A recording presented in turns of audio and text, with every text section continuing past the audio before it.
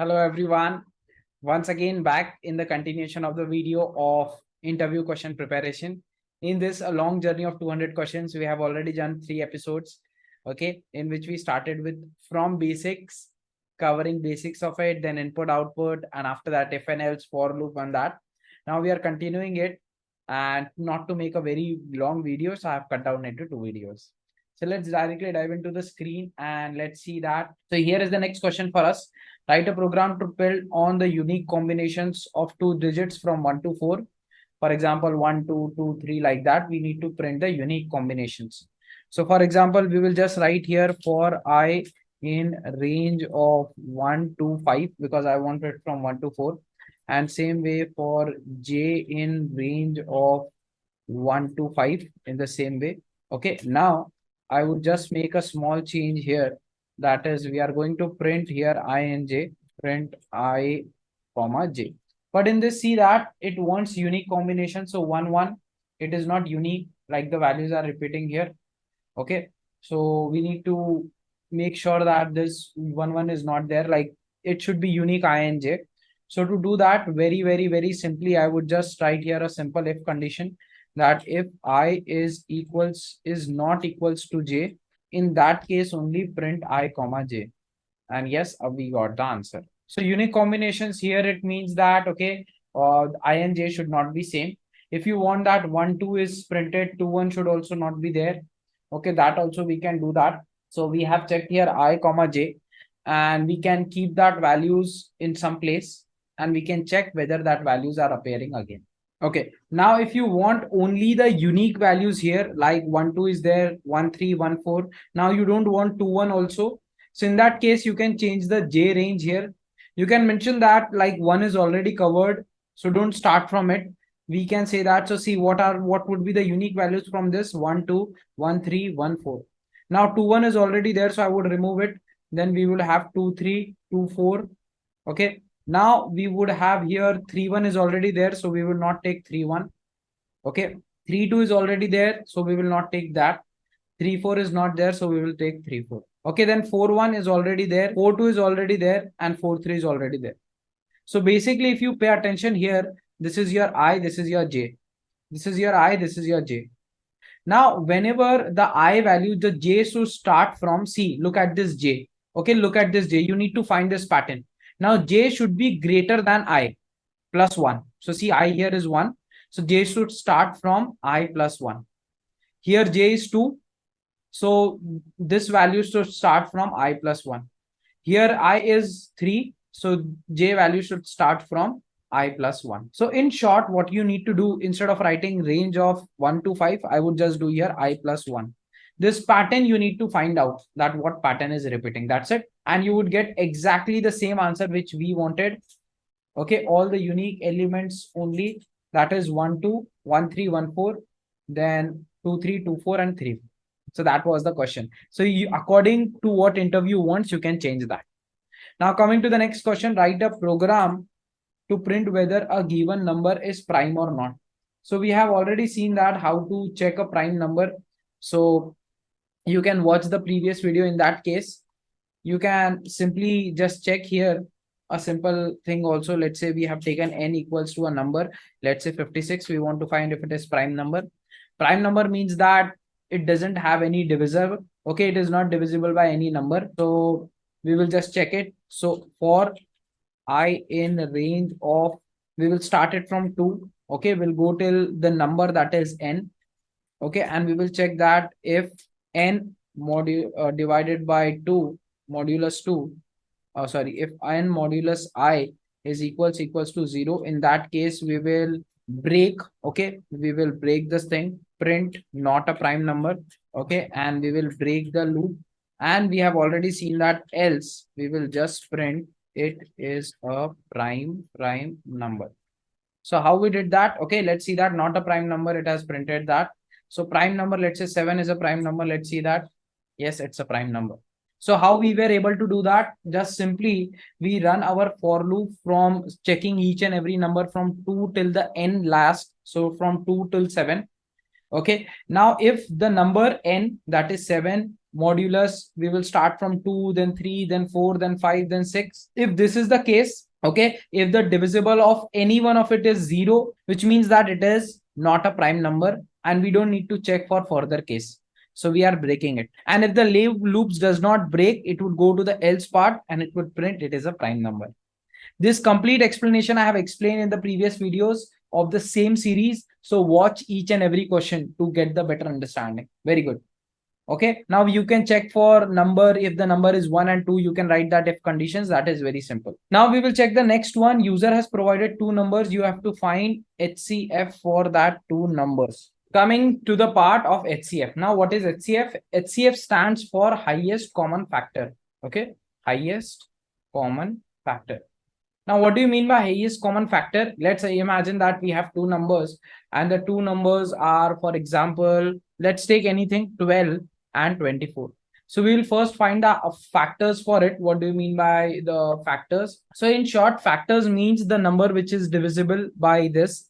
So for example, the factors of this is 1, 2, then it is divisible by 3, it is divisible by 4, it is divisible by 6, and then it is divisible by 12.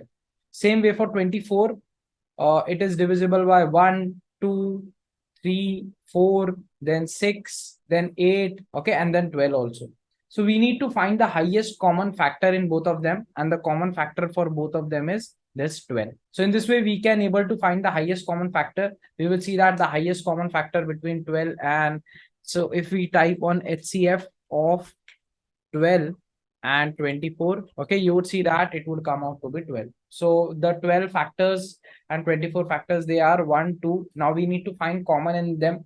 So common is 1, 2, 3, 4, 6 and 12, and which was the highest, that is 12. So we first need to find this two common factors separately, like the factors separately, then we need to find the common in between them and then the highest. So let's see that how to do it using the code. It's very simple. So we will take the two numbers, let's say n1 equals to 12 and we will take n2 equals to 24. Okay, now we will just check here. The first we will find the factors of it. Factors, how to find that? We have already seen that for I in a range of n1.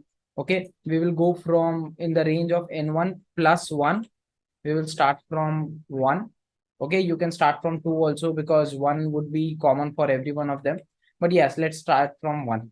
And we will just check here the n1 modulus of I is equals 0. In that case, if that is the case, if it is a factor, in that what you need to do is you need to append that in a list, that is C1. So we will make a C1 empty list for n1. We will make a C2 list empty for n2. And same thing we are going to do for n2 also. And we just need to change here till n2 modulus of this, C2 modulus of this. Okay, now we will get two lists. We want common in between both of them. How to find the common? We have already seen that in sets. So we will convert this into a set of C1 dot intersection. Okay, and we will take here set2. So we will get common in both of them. We can try and run that. Okay, set2 is not defined, so we need to write here C2. Yes, so we got all the common one of this. Now we want just the max of it.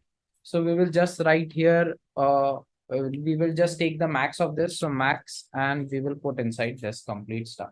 So we got your answer. Any value you can replace here n1 and n2 and your problem is solved. So in this way, by understanding the logic, you can solve it. First, find the common factors and then the highest of it. Simple. Now we will see the next question. Write a program to find LCM of two numbers. Now how to find LCM of two numbers? Let's us see that. How to find LCM of two numbers. Okay, so now what do you mean by least LCM? LCM stands for least common multiple. Okay, so here for that you need to write the table of 6 and 8. Let's say two numbers 6 and 8. So the table of 6 is 6 ones are 6, 6 twos are 12, 18, 24, 30, 36.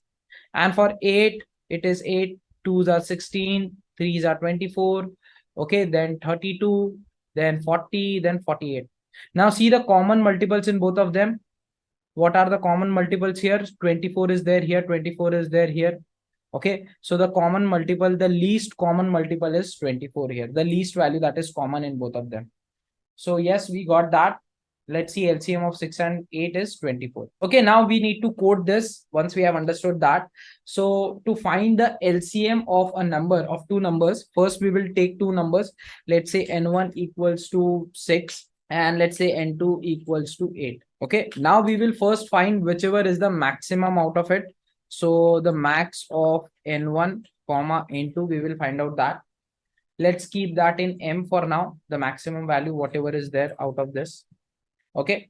Now we need to just keep checking here very simply while true. Okay. And what we are checking in this while true, that if the maximum value, okay, we will write here greater value. If greater, I would explain you what I am doing. First, let me write that. So if greater value modulus the first value, okay, the first value is n1. Now, and greater value modulus n2, okay, that is equals to 0, and this is also equals to 0. So what I did, okay, what is maximum out of this? 8 is maximum.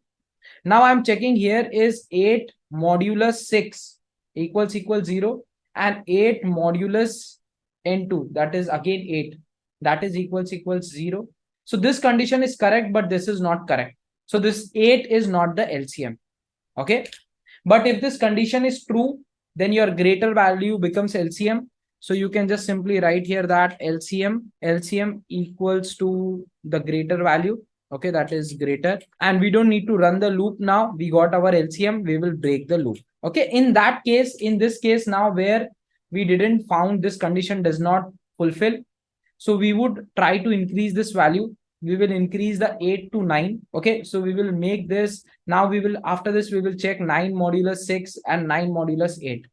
Until we will do that 9, after 9, 10, 11, 12, 13, 14, we will continuously do that. That is the reason while true is there. So now after this, I would come back here. If this condition is not satisfied, in that case, we will just increase the greater value by 1. So greater equals to greater plus 1. That's it. Okay. So now we will run this and we will print here the LCM at the end. Okay. So we got 24. So in this way, you can check it once again. In short, what I have done here, I just simply want to check. Okay. Now, whatever is the maximum number, let's say we are taking 12 and 24. Maximum is 24 here.